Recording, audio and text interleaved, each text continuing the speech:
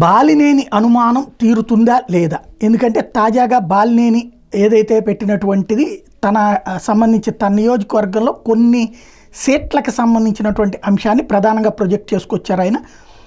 ఇబ్బంది ఎదురైనటువంటి వ్యవహారాలకు సంబంధించి ఏదైతే బాలినేని నియోజకవర్గంలో కొన్ని ఏరియాలదైనా సరే కౌంటింగ్ చేయమని అడిగారనమాట. ఎందుకు కౌంటింగ్ చేయమన్నారు అంటే గతంలో జరిగినటువంటి పరిణామాలను దృష్టిలో పెట్టుకుని తేడా వచ్చినాయి అన్నటువంటి ప్రచారం జరుగుతుంది కాబట్టి దాన్ని బేస్ చేసుకుని ఆయన అడిగినటువంటి వ్యవహారం.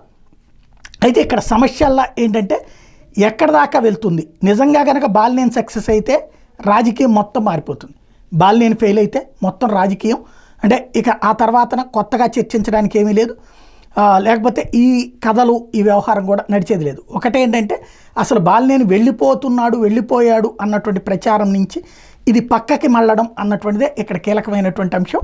ఎక్కడ దాకా వెళ్తుంది ఈ వ్యవహారం అనేది చూడాలి.